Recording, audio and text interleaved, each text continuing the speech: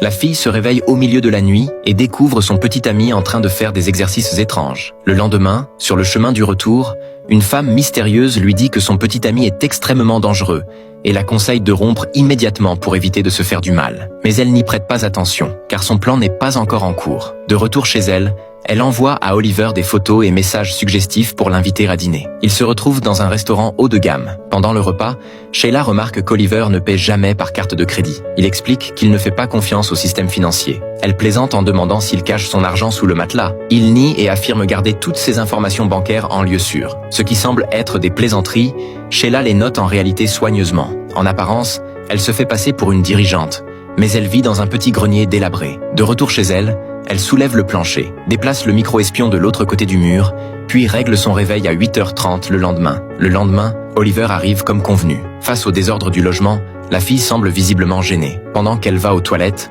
Oliver observe les objets dans la pièce. Plus tard, au moment de partir, son téléphone sonne. Après avoir raccroché, elle explique que le propriétaire l'a informé que l'appartement doit subir une désinsectisation complète et qu'elle doit déménager pendant 3 semaines. Elle précise qu'elle a signé le bail il y a seulement 2 mois et qu'on ne lui avait jamais mentionné cela. Oliver lui propose alors de rester temporairement chez lui. Elle feint d'abord un refus, mais il insiste et elle finit par accepter, exactement comme prévu dans son plan. Après le départ d'Oliver, elle ouvre immédiatement son ordinateur pour faire des recherches. Les informations révèlent que le groupe vaut 16 milliards de dollars et qu'Oliver en est l'héritier.